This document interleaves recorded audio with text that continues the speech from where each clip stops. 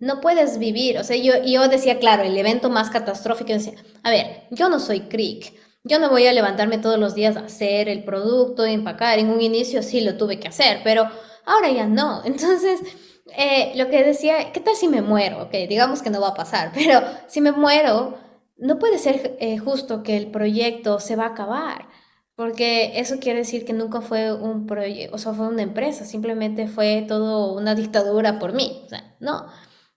Entonces tiene que haber procesos y tiene que la gente tener autonomía también de decisión para que se sienta valorizada, porque si no, simplemente solo estás atrás, atrás tomando órdenes de alguien que te diga a dónde ir. Tienes que tener, sí, una meta y tienes que saber a dónde vas, pero si no tienes como que este objetivo también de decir, voy a proponer esto, hagamos esto, etcétera, es como solo voy a estar diciendo sí, sí a todo. Este episodio es presentado por M14 for Education, la plataforma de consultoría en sistemas comerciales y competitividad para negocios que comercializan productos o servicios de alto valor, de la cual soy orgullosamente socio.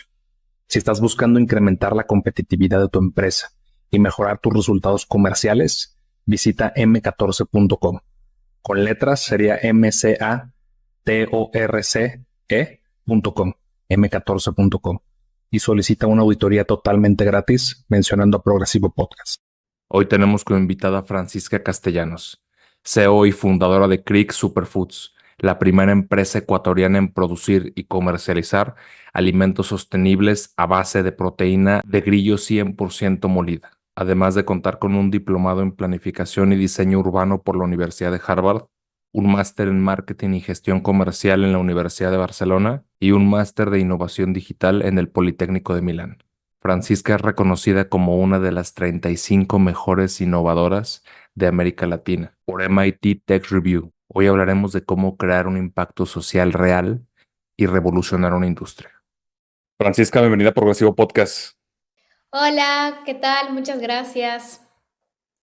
Oye, pues qué bueno que nos pudimos conectar por fin. Realmente desde que empecé a ver tu perfil, le pedí al equipo que te pudieran contactar y cada vez que nos iban compartiendo distintas partes de información, yo me sorprendía por toda la parte, obviamente, de emprendimiento social, de valores, de estructura que regularmente no se ve tanto en un empresario, pero creo que de lo que más me llamó la atención fue tu significado de la amistad.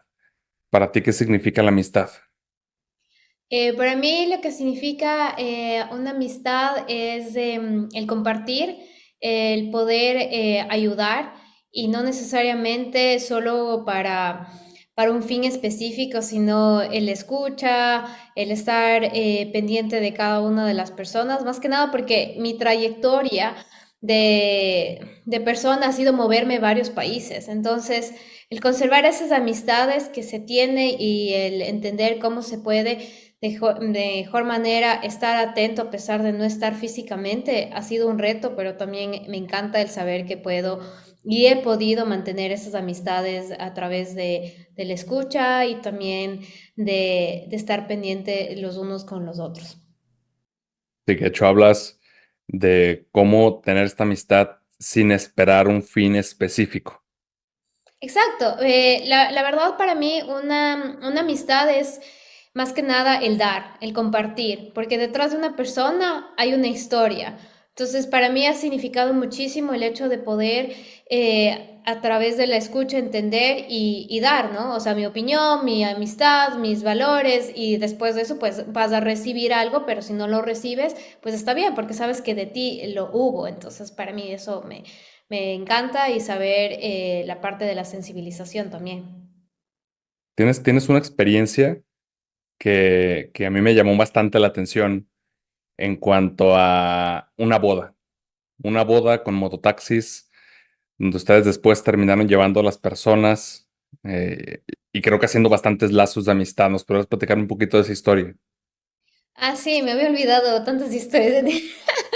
Pero a ver, esa historia fue muy divertido porque justo fue un amigo que se casó, va a ser el año pasado en Ecuador y la novia es de mexicana, bueno, la esposa es mexicana y los conocí yo en México, pero ellos son ecuatorianos. Entonces un poquito como de mi trayectoria es que yo a los 19 años me fui a vivir a México porque estudié en México Y pues la comunidad ecuatoriana éramos la más grande del campus Tec Querétaro. Entonces ahí tuve la oportunidad de conocer a varias personas y en una de estas pues está el que se estaba casando, que era Felipe, conoce a Selene, se casan el año pasado en Ecuador y en este caso fue cuando nosotros conjuntamente con Mauricio, que era mi amigo que hicimos esta parte de taxi en boda, no había taxis no había taxis de... no se casaron en Ecuador, espera, se casaron en México, se casaron en Peña de Bernal. Entonces, se casan en Peña de Bernal, mi amigo, yo viajé a México, mi amigo Mauricio tenía su coche y no había taxis en Peña de Bernal ya a las 2 de la mañana. Entonces era como que, ¿y ahora qué vamos a hacer, no?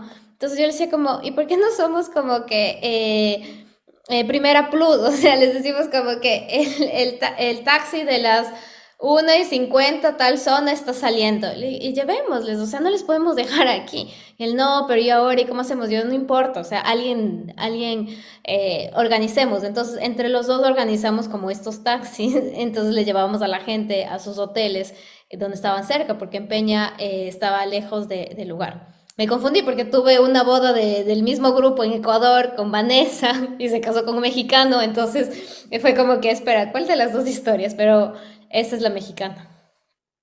Sí, que regularmente no todas las personas lo harían, como en cuanto a su estructura de valores, dirían, oye, pues yo tengo carro, yo me voy y que los demás se regresen como puedan. Y para mí era como, no les podemos dejar, o sea, como que obviamente era muy tarde, no había taxis, porque nosotros dijimos, ok, ¿cómo nos vamos? No, pues busquemos cómo irnos y era como, no, no, llevémosles, o sea, no les podemos dejar. Inclusive en la boda de Ecuador teníamos que viajar de Quito, que es la capital, hasta Ambato, y tenía ciertos amigos que decían, no, es que no voy a ir porque no tengo cómo ir. Yo, no te preocupes, o sea, yo manejo y vamos en mi coche, pero vamos porque queremos compartir, porque es un momento en el cual único, muchas veces no vamos a tener la oportunidad de volvernos a ver, entonces si tenemos el chance, hagámoslo. Y esta parte de responsabilidad social, ¿de dónde viene? O sea, ¿en qué punto se empezó a inculcar?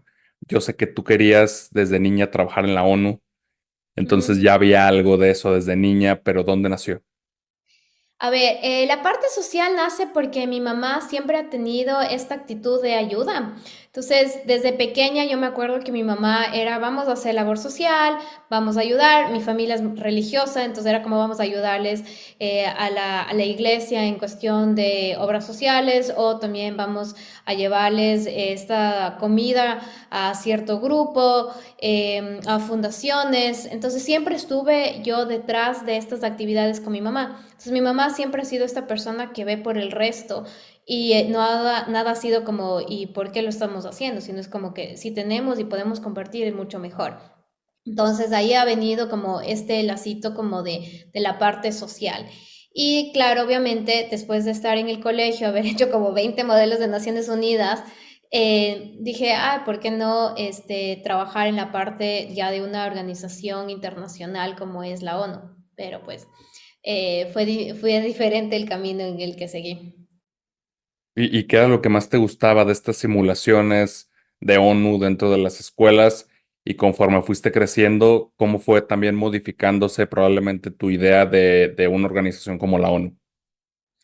A ver, ha sido súper interesante porque, a ver, cuando yo estuve en el colegio, estuve haciendo actividades tipo las de simulaciones de Naciones Unidas, entonces participé en como más de 20 modelos, fui secretaria general, fui presidenta de varios comités, entonces era una actividad súper interesante.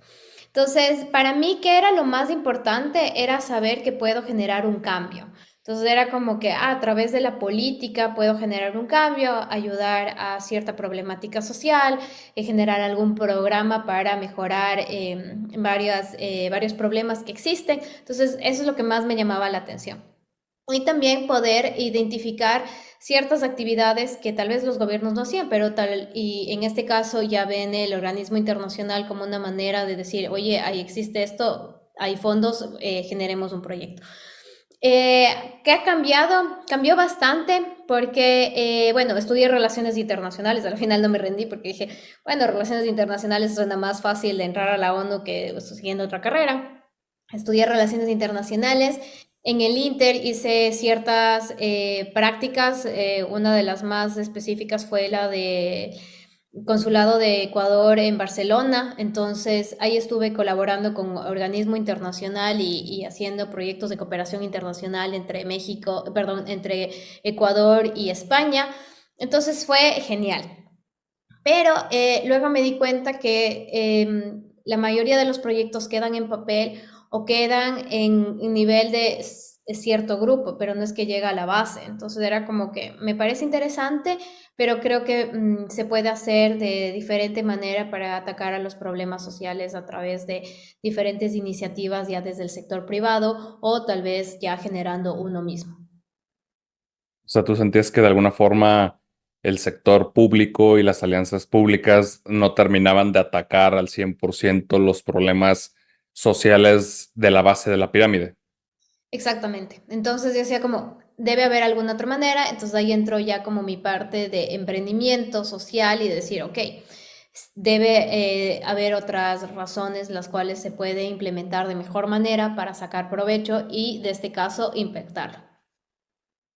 Y cuando estás allá en Barcelona, que evidentemente pues tienes que emigrar por un tiempo de Ecuador, yo sé que tú eres una persona muy familiar, de muchos amigos, de muchas relaciones. ¿Qué significó para ti irte y qué tanto te pudiste desprender o qué tanto te tenías que desprender también por salud mental para poder empezar una carrera allá, al mismo tiempo que sabías pues que tu familia y tus amigos se quedaban en Ecuador? O sea, creo que he tenido varios desprendimientos familiares y, y amistosos porque la primera vez que salí de Ecuador fue a los 18 que me fui a Canadá. Entonces ahí fue como la primera experiencia que dije, ah, mira, qué interesante, me voy a Canadá por cierto tiempo. Y luego el más largo, bueno, más largo en cuestión como de frecuencia, por así decirlo, fue México, porque estudié toda mi licenciatura allá. Entonces me iba 4 meses, regresaba uno, dos y otra vez me iba. Entonces a veces sentía que no era ni de aquí ni de allá, porque les veía en cierto tiempo a mis amigos cuando regresaba y era como que ya ahora veámonos y hagamos todas las actividades, pero también tenía que pasar con mi familia, pero también tenía que hacer cosas de la escuela, entonces era un poco pesado. Cuando me fui a Barcelona, ya eran 3 países, o sea, era como generar vínculo en Barcelona, pero mantener a mis amigos en México, pero también tener mi familia y mis amigos en Ecuador. Entonces, evidentemente era un reto. Era un reto mantenerlo y a través de nuevo de la escucha y del el tener el contacto, creo que siempre he sido la amiga de Oli, ¿cómo estás? Y cuéntame, y todo bien, y tratar de estar cerca de mis amigos más cercanos para no perder el contacto, porque yo sabía que yo quiero una vida en la cual me pueda mover, y, pero también tener esta parte de conocimiento de estos amigos que no se encuentran fácilmente y no perderlos porque pues, para mí no es una opción decir, ay, es que estás lejos y ya perdí el contacto, no, eso para mí no existe. Entonces, esa parte. Y luego de regresar, después de haber terminado la carrera, regreso a Ecuador y ahora que vivo en Italia, ahí sí fue, creo que fue el más poderoso de poder decir, wow, o sea, sí me pegó más el hecho de saber cómo tener este vínculo entre Ecuador, pero también siento que México es mi casa porque viví muchos años allá, y también el entender que trasciendes como persona, pero también tus valores siguen siendo los mismos a pesar de que te cambias de país del uno y hacia el otro. Y de nuevo, la escucha y el estar en contacto con mis amigos y mis familiares a través del celular, que es la herramienta de comunicación. ¿Y cómo logras en cada uno de estos países, México, en su momento una estancia más corta en Barcelona, ahora en Italia, cómo logras sentirte en casa? Eso ha sido completamente distinto en todos. O sea, cuando fue en México, yo creo que me sentía más en casa porque habían bastantes ecuatorianos que estaban en la misma situación que yo. Éramos estudiantes, entonces al inicio éramos una familia, era como que almuerzo familiar los domingos, algo como muy, muy ecuatoriano. Entonces era como que genial de saber, ay, hoy te toca hacer esto, ay, hagamos esto, vamos a almorzar en tal lugar. Entonces había un vínculo como de la parte ecuatoriana con una vida mexicana. Entonces no sentía tan lejos. Cuando fue en España, fue muy interesante el hecho de haber hecho prácticas en el consulado de Barcelona. Entonces tenía una cercanía con el territorio ecuatoriano todos los días. Entonces era como que sabía la problemática que pasaba el país. Justo tuvimos un terremoto muy fuerte en esa época, entonces recibíamos donaciones, teníamos que hacer las donaciones. Venían migrantes a hacer que les demos asistencia migratoria. Entonces tenía el contacto, les escuchaba sus historias y era como que ayúdame y ahora qué piensa y si hacemos este programa. Entonces había un acercamiento más que nada como de asistencia hacia el ecuatoriano. Y en Italia, en Italia creo que ha sido la primera vez en mi vida que he extrañado muchísimo mi país y he extrañado a través de la alimentación. Entonces era como que ahora voy y trato de hacer recetas ecuatorianas, lo cual eso nunca pasaba en México. Creo que en México nunca hice, digamos, como en el Ecuador conocemos el patacón, que es el plátano verde, jamás. La primera vez que hice un patacón fue en Italia y llamándole a mi mamá así de, ma, ¿y cómo hago? Porque no sabía. Pero entonces ahora veo que a través de la alimentación veo que me conecto con mi raíz y aprendo y digo como, wow, qué increíble es Ecuador.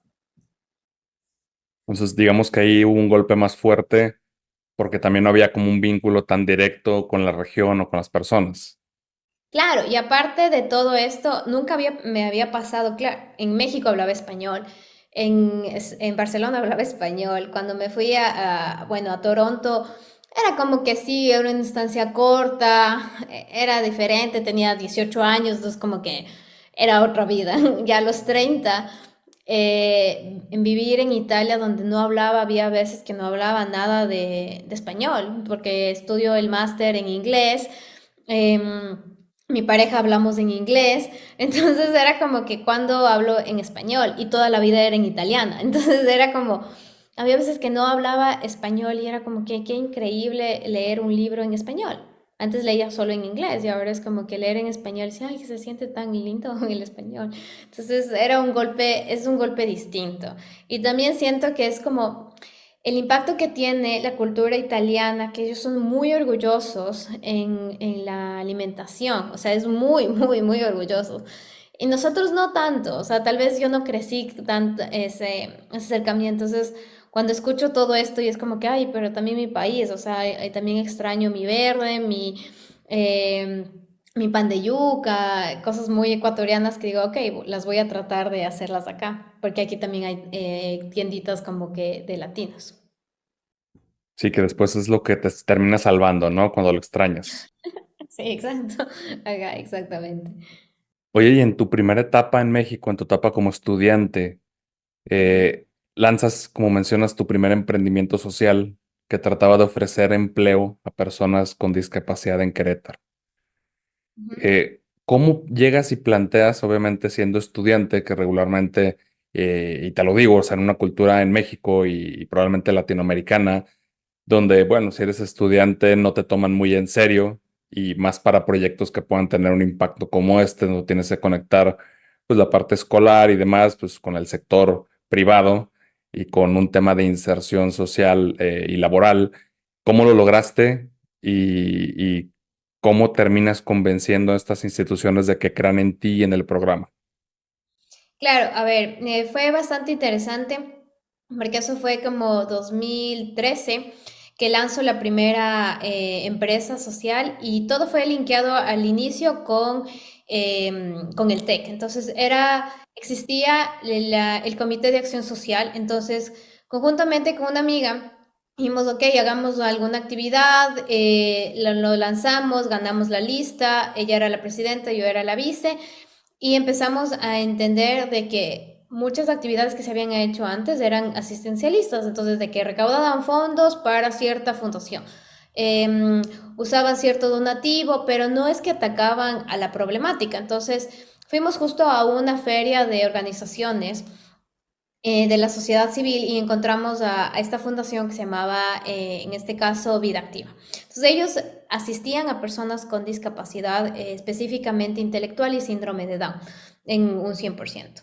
Y entendíamos que lo que ellos hacían eran galletas, panes, y entonces decíamos, ¿y dónde venden? Y era como, nada, a los mismos papás. Entonces era como, ok, los papás o los relativos pagaban la colegiatura, un fee mensual, pero también les vendían a ellos mismos los productos. Entonces no era una inserción social y laboral completa, porque seguían manteniéndose en un círculo en el cual no había un contacto con el mundo, solo era contacto con ellos. Una vez que identificamos eso con Vida Activa, lanzamos como el proyecto que se llamaba Inati. Entonces eran hacer estas galletas, les poníamos en ciertos lugares para que se las vendan, hicimos una estructura de costos, funcionaron. Y ese fue el primer emprendimiento. Entonces, el reto no fue mucho en saber que éramos estudiantes, el reto era más el entender de que eran hechos por personas con discapacidad y que la gente sepa que está bien hecho. Muchas veces era como, pero sí está bien hecho, ¿y cuáles son las normativas? ¿Y cómo, cuándo? Entonces era como mucho la carencia de información y también de confianza de que puede haber hecho esto una persona con discapacidad. Y luego cuando lanzo el segundo, que es Inclúyeme y Aprendamos Todos, ese sí era más como de inserción de personas con discapacidad en el ámbito laboral. Y ya lo que hacíamos era hacer que las personas hagan prácticas primero en el TEC y luego posicionarlos en el mercado laboral. Lo que a nosotros nos ayudó bastante era que éramos unos aliados del TEC y el TEC era una marca, es una marca hasta ahora. Entonces llegábamos, decíamos, mira, tenemos gente que ya ha hecho prácticas en el TEC nos apoya, entonces ya era una entrada. Y luego era como, ok, ¿y en dónde? ¿Cuántas horas? Ok, han hecho esto, tienen certificaciones en esto. Ah, ok, entonces pasamos a la segunda. Entonces lo que a nosotros sí nos ayudó fue la institución y que el TEC nos apoyó 100%, o sea, 100%. Nunca había sentido un respaldo tan importante de una institución como es el TEC cuando desarrollamos más que nada el segundo proyecto que era ya vinculado completamente en las instalaciones del TEC, con la gente del TEC, directivos, profesores, estudiantes, tenían el contacto con personas con discapacidad y teníamos que hacer ciertas actividades para que la gente sepa lenguaje inclusivo, también mejorar el espacio público, hacer que los profesores y directivos conozcan el proyecto. Entonces trabajamos muchos también en la parte del awareness. No era simplemente implementar un proyecto porque éramos estudiantes y no teníamos nada más que hacer, que sí tenía que hacer porque tenía beca, entonces tenía que hacer varias actividades a la vez. Oye, ¿y cómo decidieron involucrarse en este proyecto? Porque mencionas, o sea, cuando estás con beca, y en su momento también le pasó a mi esposa con el TEC, pues Ujú, obviamente hay una carga muy alta y una responsabilidad muy alta, porque también sabes que si no cubres la beca, pues te sacan de la escuela, ujú. ¿no? ¿Y cómo decidiste un proyecto que iba a involucrar tanto esfuerzo y tanto tiempo? Bueno, primero nunca pensé cuánto tiempo ni el esfuerzo, solo pensé que podía generar un cambio positivo en la sociedad. O sea, eso era como mi meta. Segundo, era muy fuerte porque aparte en ese entonces yo tenía un programa, o sea, tenía una beca que se llamaba Programa de Alto Rendimiento Académico para Latinoamérica, el PARA.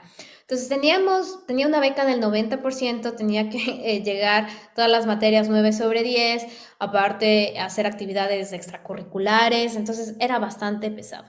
Sin embargo, en mi mente era como, ok, genero un cambio positivo y esto me va a ayudar a encontrar más proyectos que me van a ayudar al crecimiento, que ahora yo creo que estoy súper contenta de haberlo aprovechado de esa manera y sacarlo al jugo.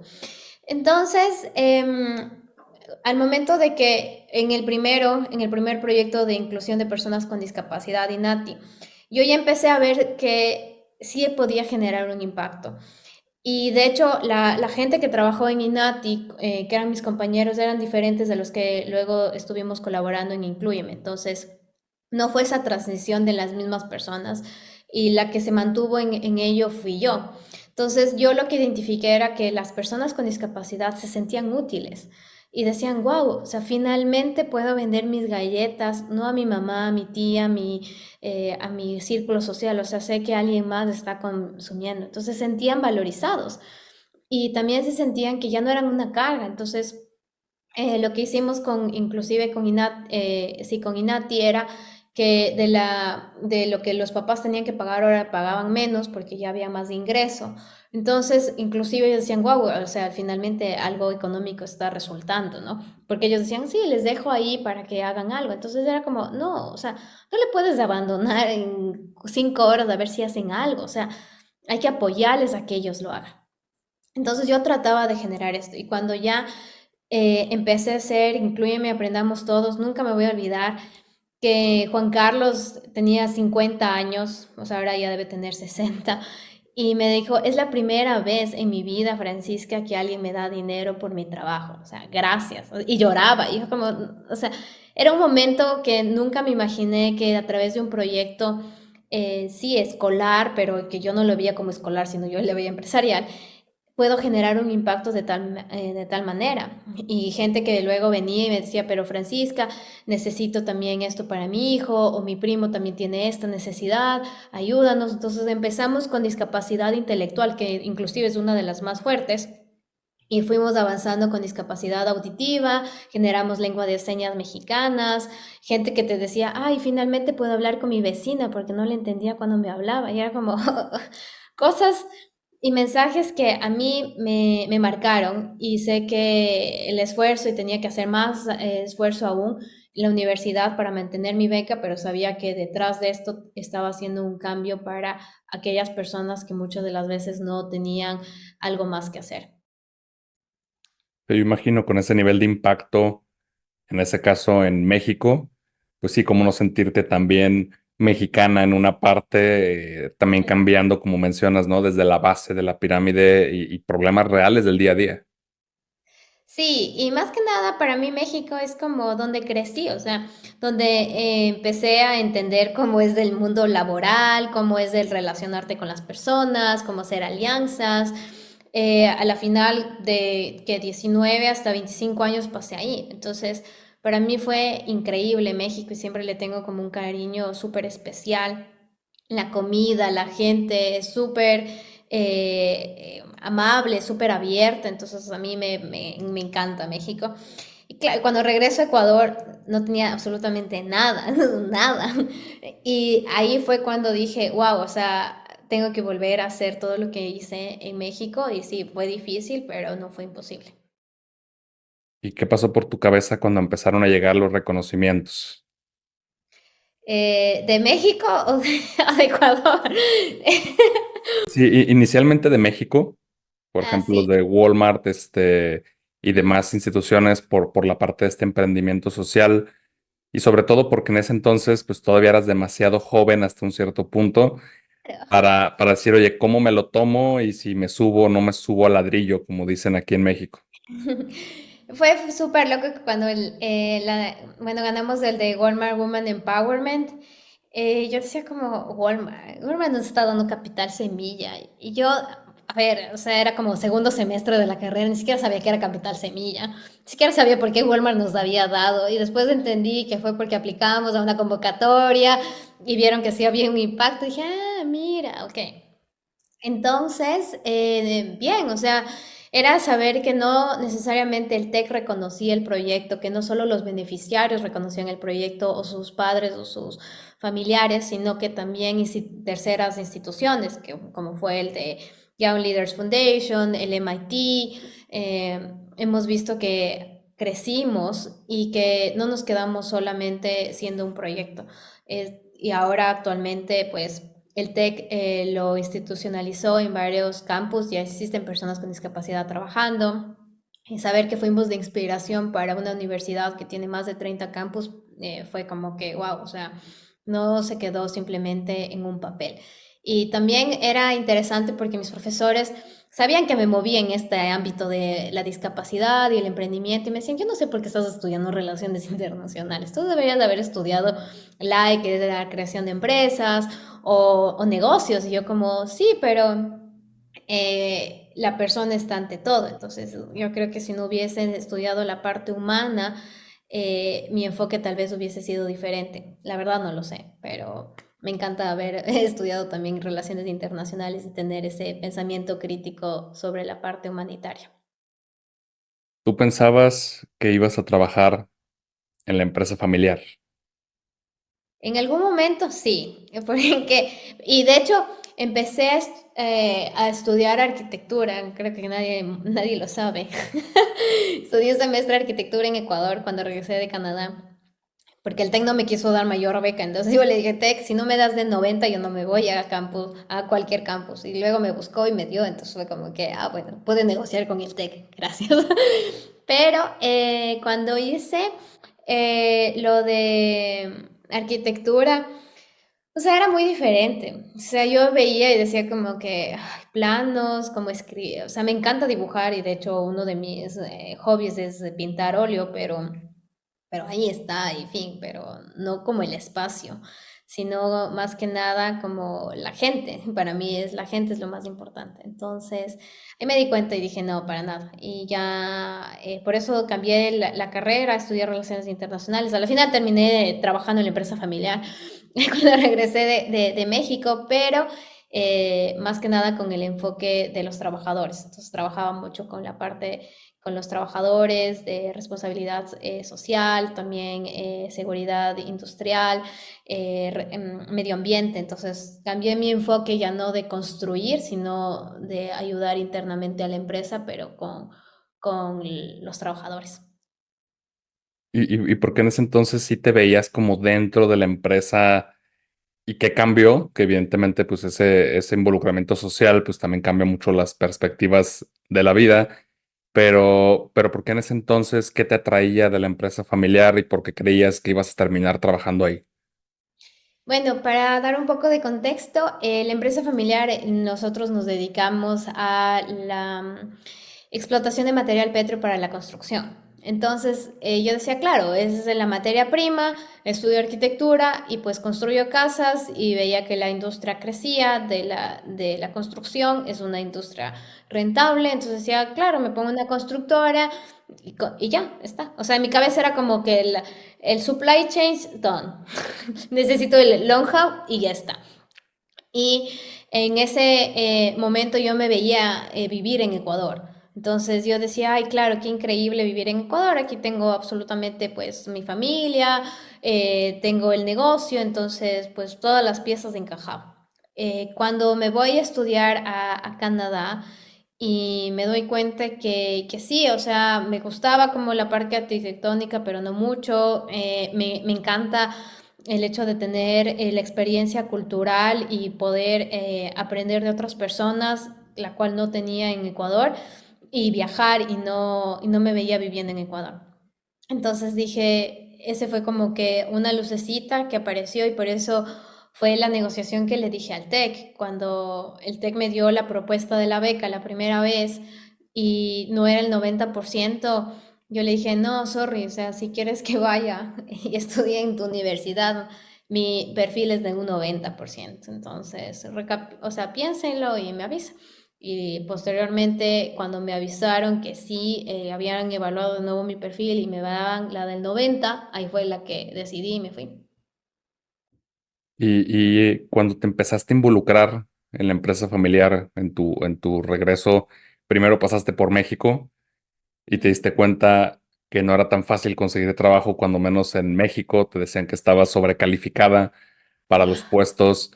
¿Cómo viviste la experiencia y de alguna manera o en algún punto de esa experiencia sentiste que afectó pues como este síndrome del impostor? O sea, que sentiste que probablemente o tenías demasiadas competencias para lo que estabas aplicando, o que debiste haber estudiado, preparándote de una manera diferente para que sí te aceptaran, o qué sentiste, qué pasó por tu cabeza.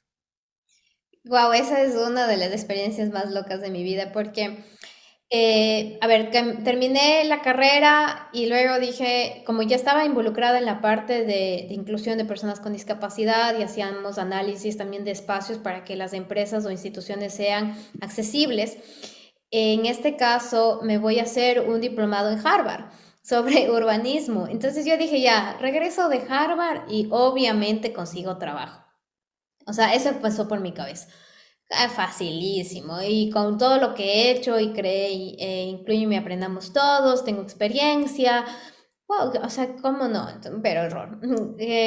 La verdad, como me rechazaron más de 60 empresas, muchas de ellas me decían como que una, eres ecuatoriana. Entonces, cuando me llamaban y me escuchaban, obviamente no tengo acento mexicano, me decían, ¿sabe, de dónde eres? De Ecuador. Ah, no, no contratamos de extranjeros, para que te cerraban. Y entonces era como que, o sea, no me contratan porque tengo experiencia, sino no me contratan porque mi nacionalidad. Entonces me dolía full, era como que, ¿por qué no?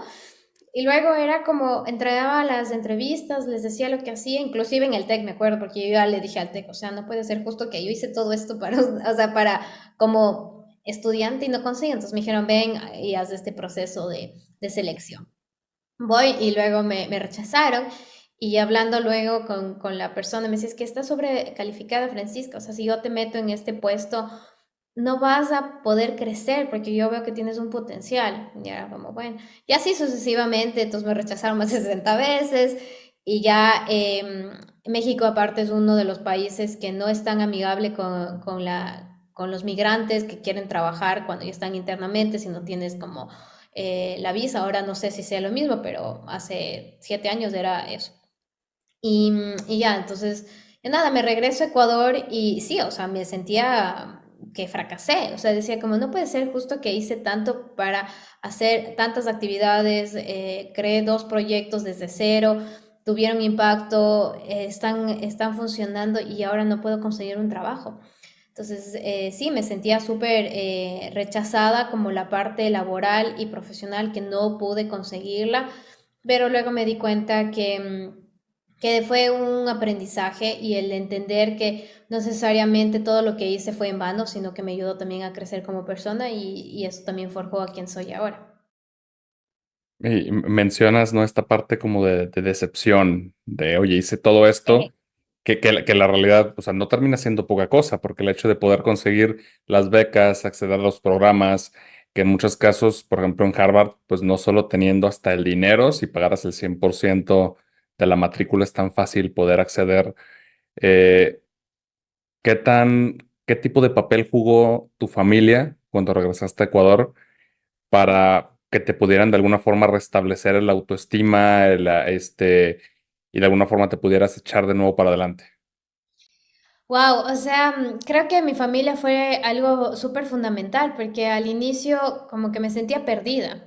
O sea, ni siquiera sentía que sabía hacer nada porque decía como, y ahora ya me rechazaron y qué voy a hacer aquí. Y dije, y ahora si no me contrataron en México, que tengo experiencia y sabía cómo se manejaban allá, o sea, creía, ¿no? Obviamente que sabía.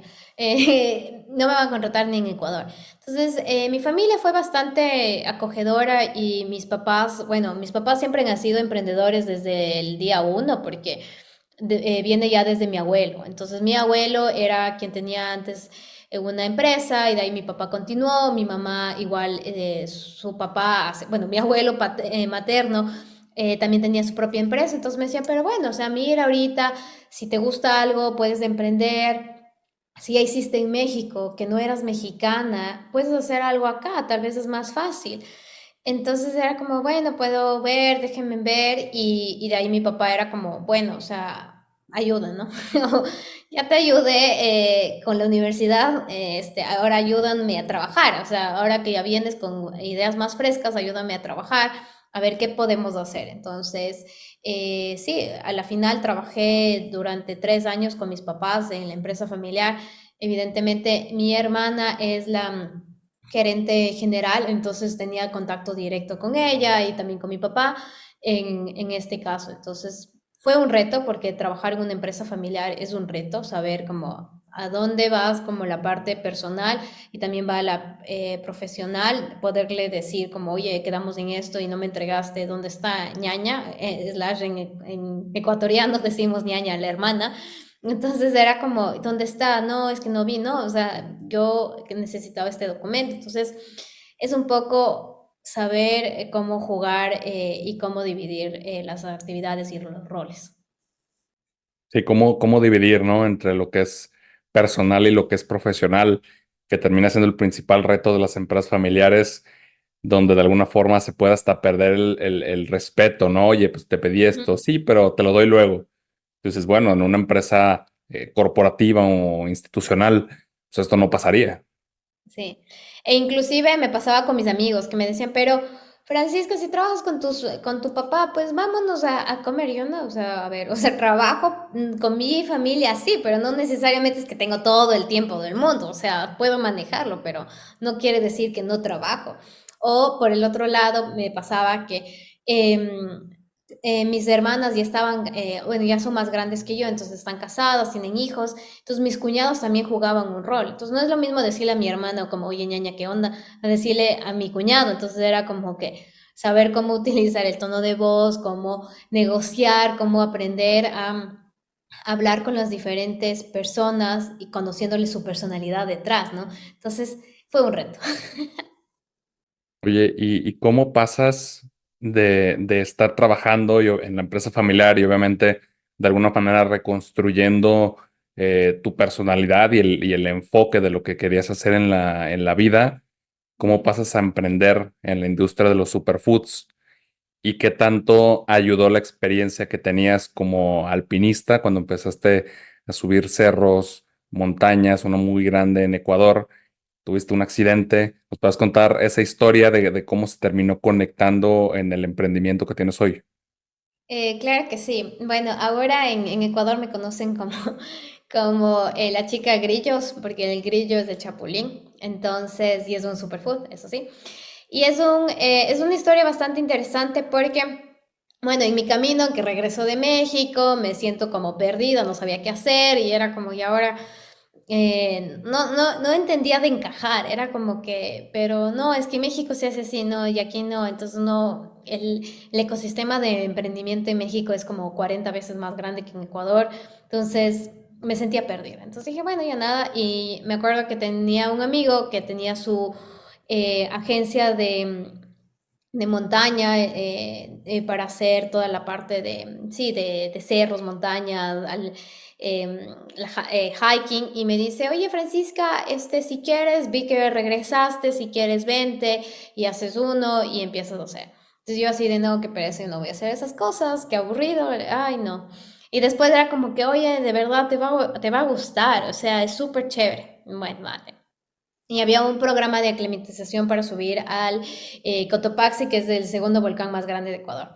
4.500 metros de altura, súper grande y es increíble. Entonces, en el camino era interesante porque nunca me había pasado de estar yo sola caminando durante varias horas y eran como los pensamientos estos de sanación y a ver, ahora estoy en Ecuador, hay que hacer algo nuevo, veamos qué puedo hacer. Entonces era mucho el trabajar también internamente durante este proceso de ascenso a los diferentes, a las diferentes cimas de las montañas. A veces tenías climas horribles que te llovía o había tormenta eléctrica o nevaba o habían desprendimientos de roca, entonces tenías que estar muy como que concentrada en el aquí y en el ahora, porque si no, morías. Entonces era como que ese sentimiento de, a ver, estoy aquí. Entonces, eso me ayudó bastante. Y en este caminar necesitábamos comida de marcha, que se llama como que snacks o las barritas energéticas, geles, para que te ayude a tu cuerpo a tener energía.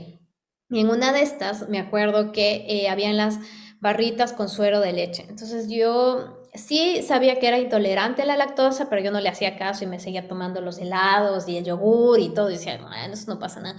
Pero en la montaña sí me pegó más. Entonces me comía las barritas con suero de leche y me inflaba. Entonces, o sea, me inflaba como que después de comer unos 5 o 10 minutos y me sentía pésimo, de ganas de vomitar. Entonces mi rendimiento empezó a decrementar y dije, algo está sucediendo. y me di cuenta que luego tenía suero de leche. El suero de leche, una de las enzimas es la que tiene esta reacción en el cuerpo. Y me acordé que en México, durante mis momentos de inclusión de personas con discapacidad, una organización me contactó y me dijo, oye, como estás en la parte social, quiero que me ayudes a identificar existe esta problemática en Amealco, cerca de Querétaro, sobre desnutrición infantil. Entonces, ayúdame a identificar qué podemos hacer. Y en esta comunidad hacían chapulines. Entonces, las mujeres cosechaban el chapulín, por así decirlo, con unos telares, les ponían, los agarraban, luego las ponían como en un sartén, los freitaban, los ponían en chile y lo llevaban al día siguiente a Querétaro o a Ciudad de México. ¿Sí? Y entonces en esta investigación les preguntaba yo como que, ¿y ustedes comen? Y eran, no, nosotros no comemos. Y yo como, ¿y por qué no se consumen el chapulín? No, porque la verdad nosotros solo vendemos. Y venden todo porque era una montaña de chapulín. Y me decían, no, votamos. Y yo, pero no, o sea, a ver, el chapulín tiene A, B, C, D, es decir, tiene proteína, tiene vitamina B12, hierro, calcio, que les va a ayudar. Entonces, me decía, pero es que si no me como así, no sé cómo hacerlo. Entonces, con el grupo identificamos que los pueden moler y poner en las tortillas. Entonces, ahí fue mi primera vez que entendí que existía el chapulín, a pesar de que ya había comido previamente en Chiapas con un grupo de la escuela. Y fue como que, wow, y les ayudó bastante. Vimos luego el reporte de la organización, es decir, en Actus, que tuvo buenos rendimientos el proyecto, que la gente tenía mayor actividades y también que se sentían mejor. Entonces fue como, ok, una actividad más, un proyecto más a mi CV, yo pensé en mi cabeza. Pero cuando ya estuve en Ecuador haciendo el andinismo, dije, ah, es cierto que consumí que chapulín, ¿será que aquí en Ecuador existe? Entonces empecé a buscar, pero fue por una necesidad mía, que sigue hasta ahora, el hecho de no consumir lácteos. Y me di cuenta que sí existía, de hecho, una granja y la gente me dice, ¿cómo que existe una granja de grillos en Ecuador? Si en Ecuador nadie consume grillos. Entonces sí, existía esta granja, más al grillo, empecé a hablar con él, me decía que ya hacía grillos para humanos y empecé a testear. Y ahí fue cuando empezamos a hacer el proyecto. Entonces lo lancé en el 2020, antes de la pandemia. Luego, un año más tarde, tuve ese accidente que me quebré el tobillo y pues ya no pude, ya ahora soy más abuelita y no puedo hacer muchas cosas. Entonces, pero me encanta igual el deporte y siempre he estado en la línea de la alimentación saludable. Entonces, Cric, que es esta startup, ha hecho este crecimiento de un awareness en cuestión a los insectos comestibles en el Ecuador, porque como había dicho previamente, en Ecuador no se consume grillos, sí se consume otros insectos, pero no grillos. Entonces hemos trabajado bastante para que la gente lo consuma y ahora estoy súper orgullosa de mi equipo que trabaja allá y yo vivo en Italia tratando de hacer otros negocios con insectos. ¿Y qué tan difícil en cuanto a esta parte de incursionar en en el mercado no solo de Ecuador? Sé que también estás tocando la puerta en México y en distintos países para que pueda haber esta adopción más natural del consumo de grillos, y obviamente pues, molido, ¿no? O sea, siendo como el principal ingrediente dentro de la estructura de la proteína. ¿Qué barreras has tenido en la parte cultural y qué beneficios tienen nutricionales los grillos que realmente supongan que se categorice obviamente a CRIC como un superfood? Ujú. A ver, hablando del beneficio, empezando desde atrás hacia adelante. Primero tenemos 100 gramos de grillo, tiene 69% de proteína. Entonces, es bastante alto. Si tú comparas, digamos, con el pollo tiene 23, el cerdo tiene 25, la carne tiene 30. Entonces, es 3 veces más que cualquier otro tipo de proteína animal. Después tenemos vitamina B12, más que el salmón, hierro más que la espinaca, calcio más que la leche, y esto hace que sea un superalimento. Y no necesariamente solo porque es más proteico, sino también que tiene 9 aminoácidos. Entonces, esos 9 aminoácidos lo que hace es que tu cuerpo pueda absorber de mejor manera la proteína. Muchas veces las carnes o los vegetales que son proteicos no tienen los 9 aminoácidos, entonces hace de que tu cuerpo absorba, pero no lo absorba de una manera rápida y eficiente. También tenemos que te ayuda tu sistema inmune, porque en las alas del grillo tiene quitina. La quitina ayuda a que tu microorganismo funcione más rápido, entonces te ayuda a digerir de mejor manera la proteína. Entonces es un superalimento contemplando los beneficios nutricionales. Y por supuesto tiene ambientales, porque cuando tú categorizas superalimento tiene que tener los dos impactos. En el medio ambiente ocupa menos agua, se ocupa tan solo 1 galón por un kilo de producción. Se hacen en granjas verticales, esto no es que está en campo abierto y el grillo está saltando y yo así voy a agarrarle a mi grillito, no, se hace en una granja vertical, controlas el aire, la temperatura, que se alimente, entonces controlas que son 70% menos uso de espacio porque haces metro cúbico en vez de metro cuadrado, no es lo mismo poner 120 vacas en 120 metros cuadrados, entonces tienes mayor crecimiento. Y por último, pues nosotros en Ecuador exclusivamente trabajamos con el Banco de Alimentos para mejorar la alimentación de las personas de situación de calle con este alimento que es súper proteico y mejorar pues la nutrición de nuestro país. Entonces, por eso se categoriza que es un superalimento y tratamos de que más gente lo pueda consumir. Y nos hemos enfocado más que nada en esto, justo en lo que tú preguntaste. ¿Qué son los beneficios, no? La nutrición, el medio ambiente, el impacto social.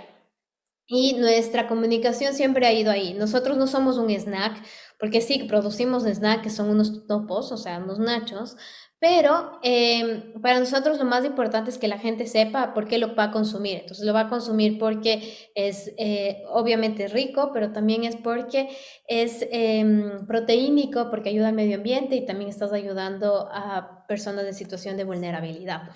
Por el otro lado, ¿qué ha sido el reto? Wow, o sea, creo que nunca, pues, bueno, después de México, bueno, México creo que fue mi escuela de rechazo, de que me rechazaron tantas empresas y me decían, bye. Este ha sido como 300% más. O sea, a mí me ha pasado de que voy y me dicen en la cara, qué asco, o qué horrible, o esto no va a funcionar. Y me acuerdo que al inicio, cuando yo le dije a mi familia, como, voy a hacer esto, y todos así, como, qué asco, eso no va a funcionar, yo no voy a comer. Ahora son unos cricket lovers, pero en un inicio era como, no. Y lo más fuerte es pensar que el grillo tiene un sistema de cuidado y también de crianza controlada, que es igual que comerte un pollo. Evidentemente, controlamos todo en una granja, se hace con todo la parte sanitaria y es un producto de calidad. Entonces, el reto ha sido en la comunicación y en el dar a conocer que el insecto sí se lo consume y que no es sucio, no es que está saltando afuera de la calle y tampoco que lo estamos haciendo por novelería o porque es un trending, sino porque en un futuro es uno de los alimentos que se va a consumir por los diferentes cambios climáticos que existen. Sí, en esta creo que dos de los retos principales termina siendo este que mencionas, ¿no? La parte cultural de adopción, que es el que hace que la empresa crezca y se pueda difundir, pero también está el otro lado que mencionas, ¿no? La granja, la parte de producción, la parte de empaque. Eh, ¿Tú cómo fuiste involucrándote en la parte de línea de producción y en la parte de procesos, que es lo que involucra pues una empresa que está produciendo alimentos, también para cubrir con todas las normas, que yo sé que cubren con todas las normas, no solo para Ecuador o México, sino para muchas normas internacionales, y que hoy estás buscando que puedan entrar a Europa? ¿Cómo te fuiste preparando para realmente poder tener esas normativas que hasta muchas empresas con 100, 150 años en el mercado de alimentos, pues siguen sin cumplirlas? Ujú.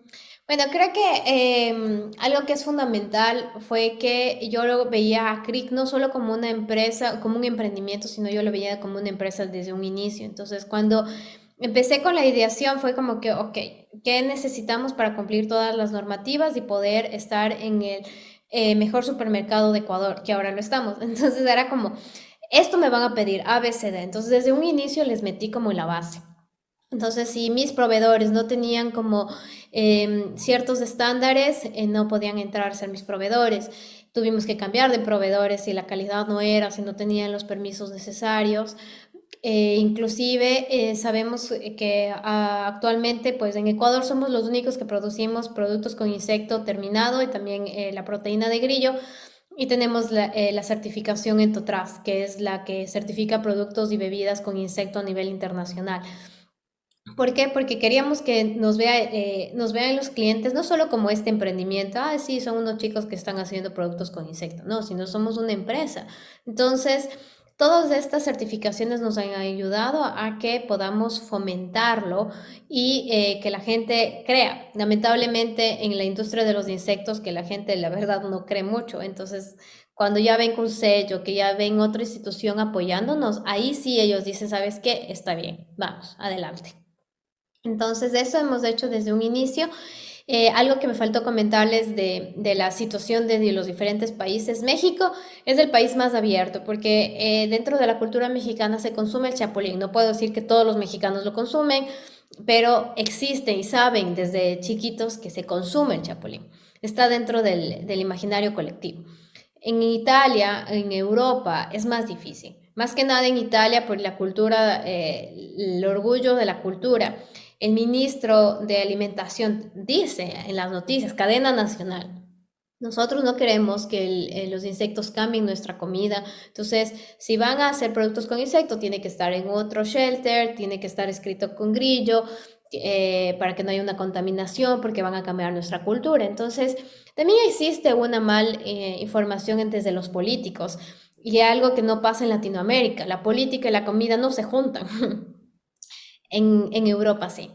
Entonces, en Europa es sus tradiciones, es su cultura, es su historia. Entonces, eso hemos visto de diferente y hay que entender los diferentes elementos para luego esto ponerle ya de manera más establecida y para que el consumidor también lo pueda consumir. Ejemplo, que el grillo no se vea, que esté triturado. Hay otras empresas que lo apuestan a que sea completamente visto y que las alitas y las patitas. Entonces depende mucho también culturalmente. Y cuando una marca quiere ser internacional, no puedes hacer copy-paste. No, porque todo cambia. La cultura es diferente. Tal vez yo me di cuenta en Europa que la gente no consume totopos con un dip.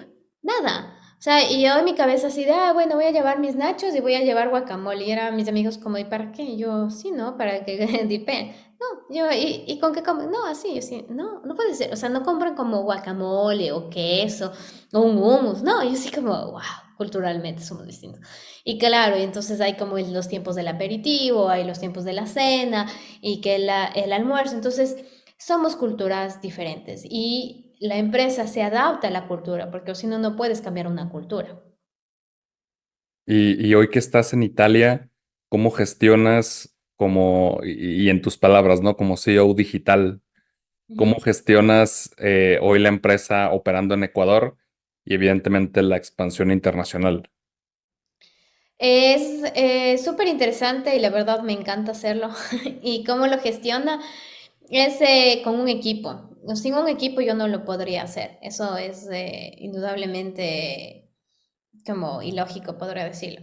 Algo que es fundamental es tener un equipo, comunicación clara, roles claros. Tenemos el equipo de producción, tenemos el de pedidos, inclusive yo sigo manejando hasta ahorita todo lo que son pedidos. Entonces a mí me llegan los pedidos, entonces yo sé como que, ah, qué pasa esto con rol, qué pasó con tal cosa. Y tenemos procesos, ¿no? Entonces sabemos del proceso, se lo hace de tal manera.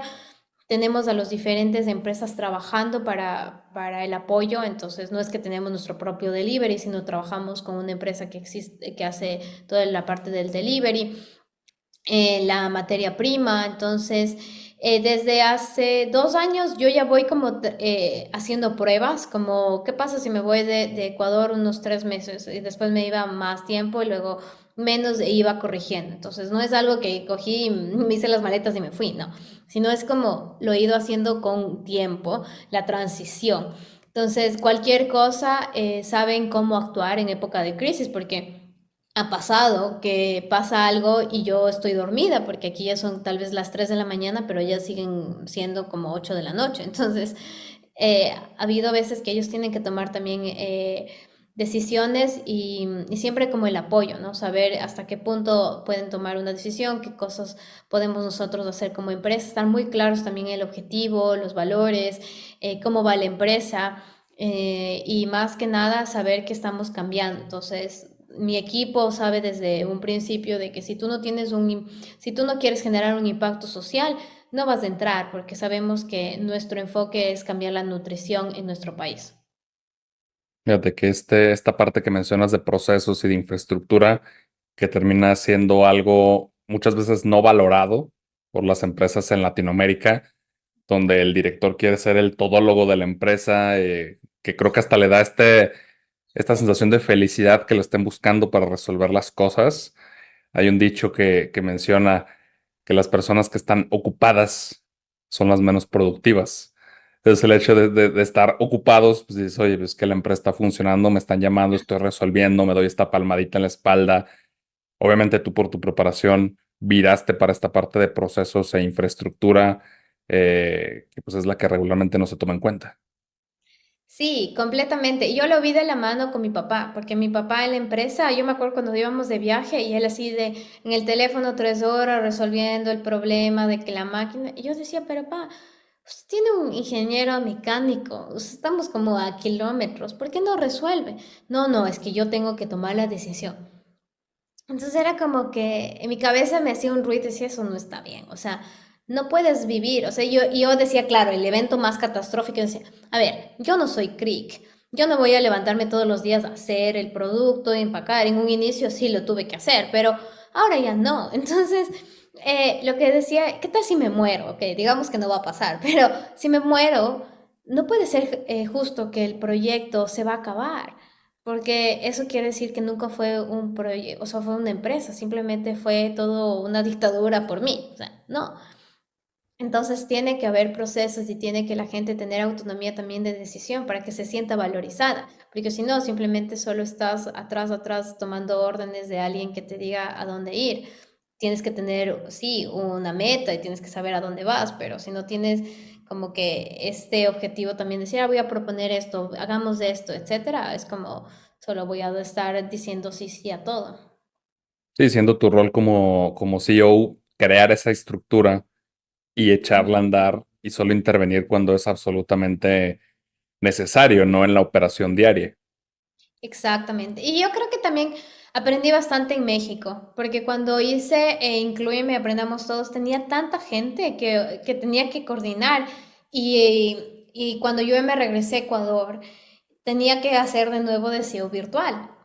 Entonces esa fue como mi escuela y era como, ah, mira, la fregamos acá, oh, ya que hicimos de esto, no, a ver, este proceso creo que no está bien, teníamos problemas luego con algunas empresas, que teníamos problemas también con algunas personas con discapacidad que tenían ciertas actitudes que no eran acorde y a veces era como, es que quiero hablar con Francisca y era como, es que Francisca no está y era como, es que tengo que hablar con ella, entonces era como, a ver, y era como recapitular esto, a ver, yo soy, sí, sí, soy la CEO, pero yo no soy la dueña, o sea, como que tienen que entender que puede haber una transición, entonces cualquier cosa esta persona va a resolverlo y es como remarcarlo, ¿no? Y eso también creo, o sea, más bien creo y estoy segura que me ayudó a entender cómo estructurar estos procesos de no estar presente, pero sí estar atrás de la operación. Sí, que es lo que regularmente cuando hay un problema buscas y pasa muchísimo en México, no sé cómo será en el resto de países de Latinoamérica, que te dicen, no, es que yo quiero hablar con el chingón, yo quiero hablar Ujú. con el dueño.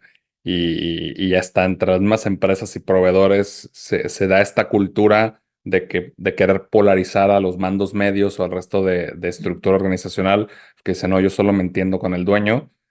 Pues Ujú. bueno, el dueño no se puede ir de vacaciones porque no hay empresa.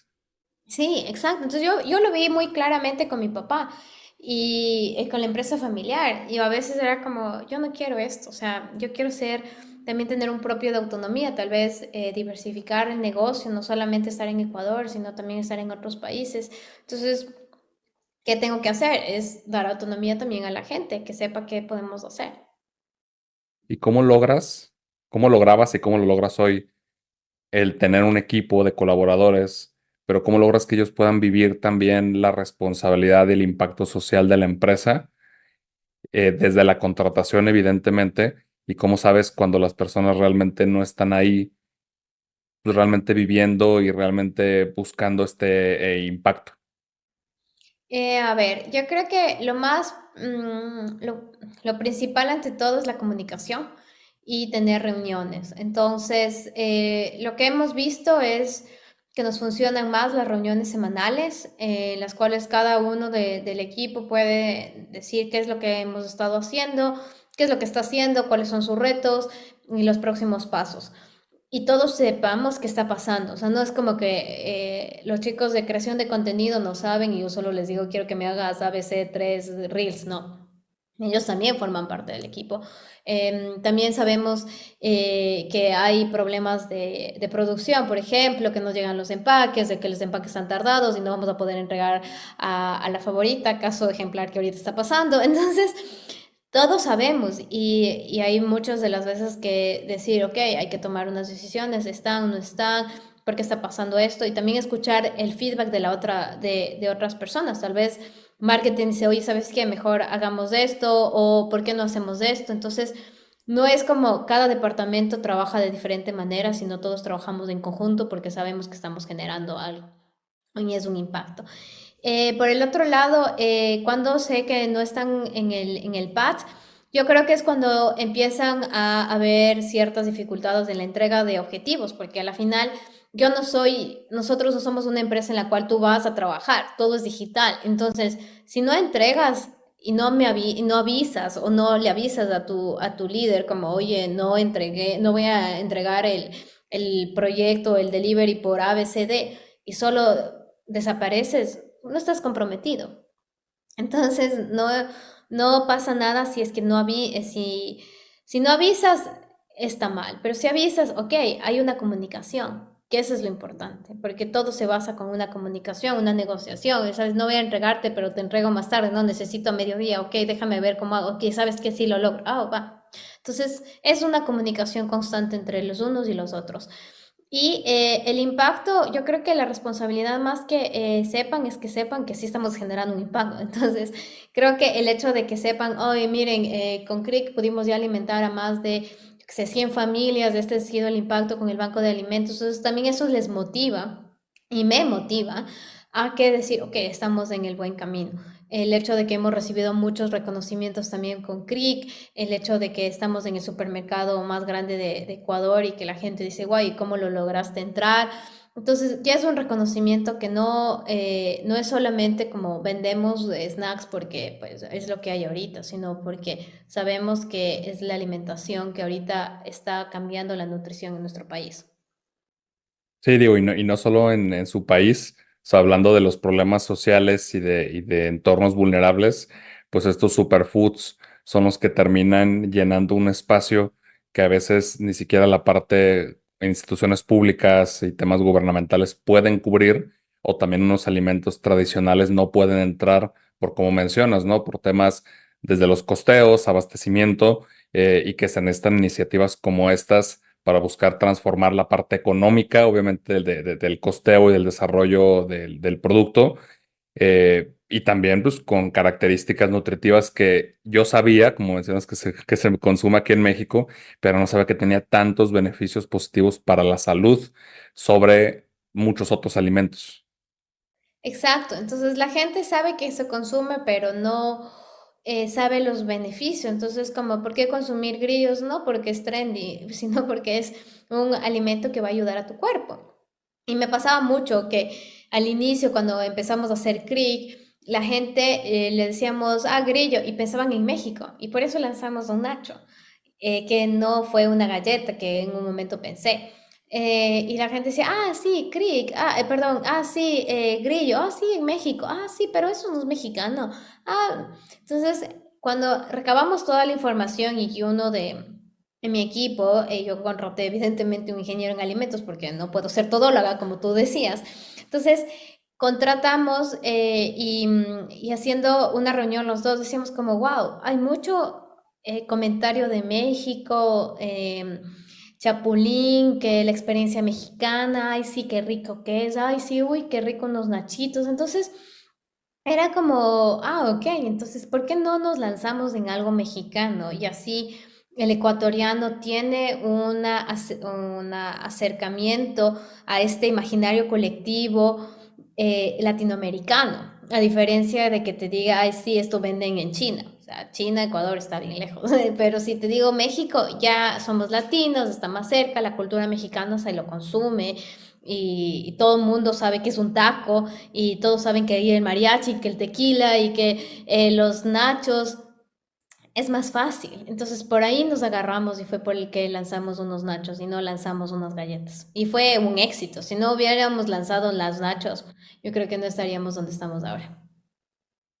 Yo, Francisca, estamos llegando al final de la charla y me gustaría preguntarte en todos estos años de trayectoria profesional y de vida realmente, ¿con qué lección te quedas que te ha ayudado a convertirte en la persona que eres hoy? La lección que más me ha marcado ha sido el hecho de que te digan un no, no es una cerrada de puertas, sino es un sí para que tú puedas negociar y puedas aprender a que ese no se convierta en un sí, tanto tuyo como personal como también profesional. Sí, que esta tolerancia al rechazo. Sí, toda la tolerancia al rechazo. Hasta ahorita es como que los grillos, no, qué asco, bla, bla, bla, y después como, ah, sí, mira qué interesante, oh, yo ya vi esto. Y es una intolerancia al rechazo y es una intolerancia inclusive, no solamente al rechazo en mi caso de la alimentación. Me ha pasado aquí en Italia que dicen, eres ecuatoriana, pero no pareces, porque los ecuatorianos son así, es como que no es un estereotipo, o sea, es como que soy ecuatoriana. Y hay mucho el rechazo, sí, es que qué asco los latinos. Entonces, recibes el rechazo constantemente en varios aspectos, no necesariamente solo como en la parte profesional o en la industria, sino inclusive en la personal, ¿no? Pero es una manera tuya personal de decir, a ver, este comentario me aporta, ¿no? Entonces ya lo cojo y lo voto, ¿no? Y saber cómo lo puedes transformar esto de una manera positiva. Sí, que regularmente el ser humano sigue siendo víctima de estos sesgos, de estos estereotipos de juzgar antes de poder avanzar y conocer. Y el reto de nosotros también cuando estamos involucrándonos, como tú en la parte del emprendimiento, que justo que estábamos hablando, que hace un par de semanas estuvo Vincent de Esperanza, pues hablábamos de que Latinoamérica es el territorio más complicado para emprender del mundo por toda la Sí. parte de adversidad social, toda la parte cultural, la parte de gobierno que también no termina ayudando y aún así termina siendo el territorio que más emprendedores da al mundo. Entonces, creo que esas dificultades pues realmente son las que nos terminan impulsando para que los más grandes pues sean los que terminan saliendo avantes de todos los nos. Sí, completamente. O sea, en Ecuador pasan tantas cosas que la política, que la inseguridad, que la luz. Hace 2 semanas, bueno, hace 2 semanas hay cortes de luz en el país en donde cortan luz por 8 horas. Entonces, y aparte cortan las 8 horas laborables. Entonces es un reto saber cómo vamos a entregar el producto, que hay producción, pero no pueden imprimir los empaques. O sea, y tienes que adaptarte. Entonces, muchas de las veces yo he visto que, claro, en Europa todo es un poco más controlado y sabes que a tal hora va a llegar y va a llegar. En Ecuador es como, ¿será que llega? No, no llega mejor. Y si tenemos un plan B, entonces vives como que en este constante cambio que hace que obviamente tengas que transformarte y que tengas que aprender a cómo sacarle el mejor provecho a la situación. Y eso creo que los latinos lo manejamos de la mejor manera, porque las adversidades están siempre fuera de la puerta. Sí, casi cualquier acción que quieras hacer fuera de lo normal o del estándar, sabes que te vas a encontrar con una barrera. Sí, sí, sí, sí, completamente. Entonces, a la final creo que es interesante tener esa escuela de ser muy resiliente, esa sería la palabra súper específica, ser resiliente a las diferentes adversidades que pasan y poderlas sacar provecho. O sea, que puede haber una, pero el emprendedor es quien dice, bueno, es una, no pasa nada, vamos a otra, y te sale otra y dices, chuta, a ver, saquémosle y buscamos otra forma, y te sigue pasando. Yo he visto mucho, es muy diferente tener a los amigos como que trabajan para una empresa y dicen, no hay problema de la empresa, a ver qué haces. Pero claro, cuando tú te pones el saco y dices, yo tengo que buscar la solución, porque detrás de mí hay gente, hay familias, entonces veamos qué podemos hacer. Entonces es muy diferente el solo verlo con ojos de la responsabilidad es de alguien más a saber que es tu responsabilidad y cómo puedes tú transformarla en una oportunidad. Francisca, pues te agradezco muchísimo el tiempo, la charla. Realmente como fuimos viendo estas reviews también de tus mismos amigos, o sea, de pocas personas han expresado tan bien como de ti toda la comunidad que nos ayudó a poder armar este episodio. Entonces te agradezco muchísimo el tiempo. ¿Cómo pueden encontrarte en redes sociales? ¿Cómo pueden encontrar Cric para que puedan ver los proyectos que están haciendo y también para que puedan comprar los productos? Claro que sí. Bueno, que síganos en nuestras redes sociales como cric.superfoods, con superfoods como superalimento en inglés. Estamos en todas las plataformas, tanto en nuestra página web como Instagram, TikTok, X, Pinterest, Facebook. Así que ahí podrán encontrar más sobre la información de Cric, los grillos, los beneficios y dónde nos van a poder encontrar en México. Así que súper contentos de abrir este nuevo episodio mexicano con Cric Lovers. Y como Francisca, me encuentran en LinkedIn como Francisca Castellanos. De igual manera, ahora hablo más como del tema del emprendimiento, apoyo a emprendedores y estoy contenta de todos estos aprendizajes que me ha dejado la trayectoria tanto en México como en Ecuador. Sí, y compartir esta resiliencia que como latinoamericanos siempre vamos a necesitar para que nuestros proyectos puedan avanzar. Sí, y apoyarnos, porque muchas veces el emprender es solitario. Y lo que más me parece chévere como de este tipo de podcast, en especial el tuyo, es que lo topan mucho lo personal. Muchos podcasts es como que cuánto vendes y cuál es el próximo país y, o sea, todo es numérico, ¿no? Pero detrás de ese número, detrás de esa expansión hay una persona. Y muchas de las veces cuando se habla de los emprendedores no se toma el tema de ¿y qué pasó para que estés aquí, ¿no? O sea, ¿qué hiciste? O cuál fue tu trayectoria o qué ves. Entonces, creo que es súper fundamental también tener el tiempo de que no somos unas maquinitas los emprendedores, sino que también somos personas y qué interesante tener estos espacios de compartir estos retos y fracasos y saber a dónde también ha hecho que las bases de lo que es ahora. Sí, yo lo defino como cómo me sentí al hacerlo o cómo me sentí al dejarlo de hacer. Ujú, sí, completamente. Oye, pues te agradezco muchísimo. Dejamos aquí las redes sociales abajo para que te puedan seguir, para que puedan ver el contenido. Y pues recuerden que todo avance es progreso. Nos vemos la próxima semana. Gracias. Gracias a ti. Muchas gracias por escucharnos hoy. Si disfrutaste esta charla, compártela y síguenos en redes como @progresivo podcast. Nos vemos en el próximo episodio.